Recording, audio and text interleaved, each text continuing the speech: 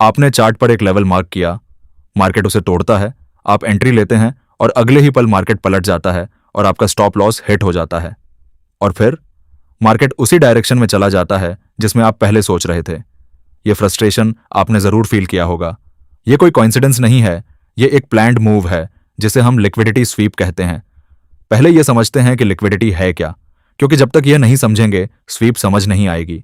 देखिए, मार्केट में हर ट्रेड दो साइड से होता है, एक कोई बाय करता है, एक कोई सेल करता है। अब जब बहुत सारे ट्रेडर्स एक ही लेवल पर अपना स्टॉप लॉस रखते हैं तो वहां ऑर्डर्स का एक बड़ा पूल बन जाता है। इसी पूल को लिक्विडिटी कहते हैं। अब सोचिए, अगर आप एक बड़े इंस्टीट्यूशन हैं और आपको लाखों शेयर्स खरीदने हैं तो आप कहां जाएंगे? आप वहां जाएंगे जहां सबसे ज्यादा ऑर्डर्स पड़े हैं, यानी जहां लिक्विडिटी है, क्योंकि बिना लिक्विडिटी के आपका बड़ा ऑर्डर फील नहीं होगा। और यह लिक्विडिटी कहां होती है? ठीक पुराने हाइज के ऊपर और पुराने लोज के नीचे, क्योंकि वहां रिटेल ट्रेडर्स के बाय स्टॉप लॉस और सेल स्टॉप लॉस पड़े होते हैं। तो तीन जगह सबसे ज्यादा लिक्विडिटी होती है: पुराने स्विंग हाइज और लोज पर, इक्वल हाइज और इक्वल लोज पर, यानी वो लेवल्स जहां प्राइस दो तीन बार टच करके वापस गई हो, और ट्रेंड लाइंस पर जहां बहुत सारे ट्रेडर्स ने अपने स्टॉप्स रखे होते हैं। स्मार्ट मनी इन्हीं लेवल्स को टारगेट करता है, और जब वो इन लेवल्स को हिट करता है उसे लिक्विडिटी स्वीप कहते हैं। अब स्विप की बात करते हैं। लिक्विडिटी स्विप तब होती है जब मार्केट एक इंपॉर्टेंट लेवल को ब्रीफली तोड़ता है, उस लेवल पर जमा सारे stop loss on orders feel करता है, यानी लिक्विडिटी ग्रैब करता है, और फिर तुरंत वापस पलट जाता है। यह पूरा प्रोसेस बहुत फास्ट होता है, कभी कभी एक या दो कैंडल्स में। और यही वो मोमेंट है जहां रिटेल ट्रेडर्स फंसते हैं और स्मार्ट मनी अपनी पोजीशन बनाता है। मान लीजिए निफ्टी एक रेंज में है, ऊपर 22,500 का लेवल है जहां पहले प्राइस कई बार आकर वापस गई है। अब हर रिटेल ट्रेडर जो बेरिश है उसने अपना स्टॉप लॉस 22,500 के थोड़ा ऊपर रखा है। स्मार्ट मनी को अब सेल पोजीशन बनानी है। वो क्या करेगा? प्राइस को 22,500 के ऊपर ले जाएगा, सबके स्टॉप लॉस ट्रिगर करेगा, उन बाय ऑर्डर्स को अपने सेल ऑर्डर्स से मैच करेगा, अपनी पोजीशन बिल्ड करेगा और फिर प्राइस को नीचे ले जाएगा। यही है लिक्विडिटी स्वीप।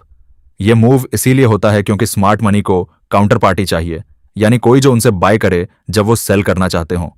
और वो काउंटर पार्टी मिलती है उन रिटेल ट्रेडर्स से जिनके स्टॉप लॉस ट्रिगर हुए हैं। यह मार्केट की एक रूटलेस रियलिटी है, लेकिन जब आप यह समझ जाते हैं तो आप खुद इसका हिस्सा बनने से बच सकते हैं। अब सबसे इंपॉर्टेंट पार्ट, असली स्वीप कैसे पहचानें, क्योंकि हर लेवल ब्रेक एक स्वीप नहीं होती, और यहीं पर ज्यादातर ट्रेडर्स कंफ्यूजन में पड़ते हैं। मैं आपको 4 चीजें बताऊंगा जो एक असली लिक्विडिटी स्वीप में होनी चाहिए। पहचान नंबर 1, विक बेस्ड रिजेक्शन। एक असली स्वीप में प्राइस एक लेवल को विक से ब्रेक करती है, बॉडी से नहीं।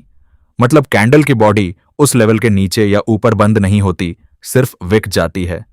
यह इस बात का साइन है कि प्राइस मोमेंटरीली वहां गई, ऑर्डर्स फिल किए और वापस आ गई। अगर कैंडल की बॉडी फुली क्लोज हो गई लेवल के उस पार, तो वो स्वीप नहीं, वो एक एक्चुअल ब्रेकआउट हो सकता है।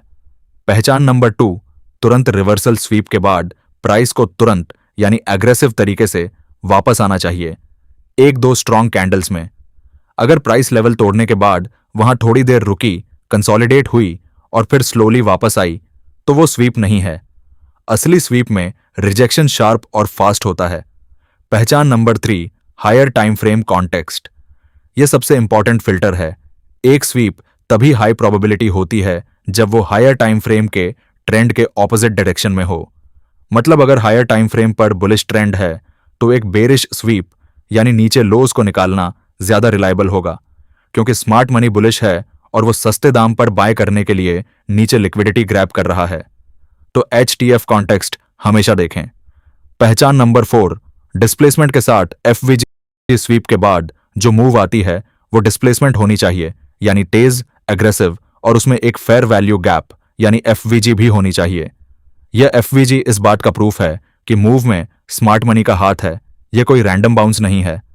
अगर स्वीप के बाद प्राइस स्लोली मूव हुई और कोई FVG नहीं बना तो उस स्वीप की क्वालिटी कम है। अब असली काम, स्वीप को पहचानने के बाद एंट्री कहां और कैसे लें। पहला काम, अपने हायर टाइम फ्रेम जैसे 1 घंटे या 15 मिनट चार्ट पर उन लिक्विडिटी जोन्स को मार्क करें जहां पुराने स्विंग हाइज, स्विंग लोज या इक्वल हाइज और लोज हों। ये आपके पोटेंशियल स्वीप जोन्स हैं। इन्हें आप पहले से मार्क करके रखें, क्योंकि स्वीप आने पर आपके पास रिएक्ट करने का बहुत कम टाइम होता है। दूसरा काम, जब प्राइस उस जोन के पास आए तो लोअर टाइम फ्रेम पर स्विच करें, जैसे 5 मिनट या 1 मिनट चार्ट पर। यहां देखें कि स्वीप हो रही है या नहीं, विक बन रही है, रिजेक्शन आ रही है और डिस्प्लेसमेंट शुरू हो रही है। तीसरा काम, स्वीप कंफर्म होने के बाद उस डिस्प्लेसमेंट में बने पहले ऑर्डर ब्लॉक पर या एफवीजी पर एंट्री लें। स्टॉप लॉस रखें स्वेप्ट लेवल के पार, यानी जिस हाई या लो को स्वीप किया गया उसके थोड़ा बाहर, और टारगेट रखें अगले मेजर लिक्विडिटी जोन पर जो ऑपोजिट साइड में हो।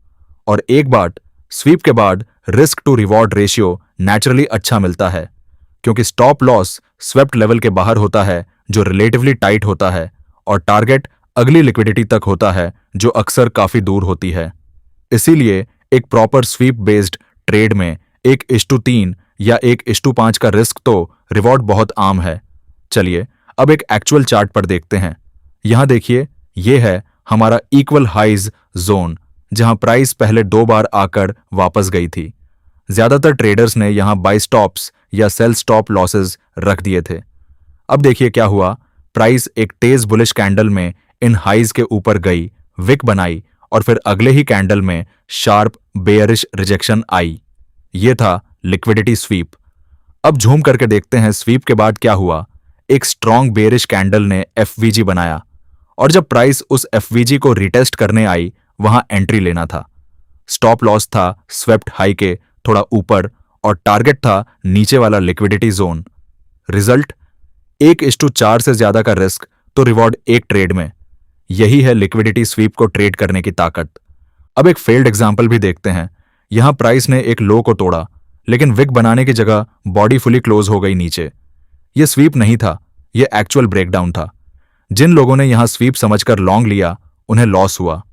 लेसन, बॉडी क्लोज हो गई तो स्वीप नहीं मानना। तो दोस्तों, आज हमने सीखा कि लिक्विडिटी असल में क्या होती है और स्मार्ट मनी उसे क्यों टारगेट करता है। हमने समझा कि असली स्वीप की पहचान के लिए 4 चीजें देखनी हैं: विक बेस्ड रिजेक्शन, तुरंत reversal, higher time frame context और डिस्प्लेसमेंट के साथ एफवीजी। और हमने देखा कि स्वैप के बाद ट्रेड लेने का सही प्रोसेस क्या है। याद रखिए, अब जब भी मार्केट किसी लेवल को तोड़े और आप घबराएं तो 1 सेकंड रुकिए, खुद से पूछिए क्या यह एक लिक्विडिटी स्वीप हो सकती है।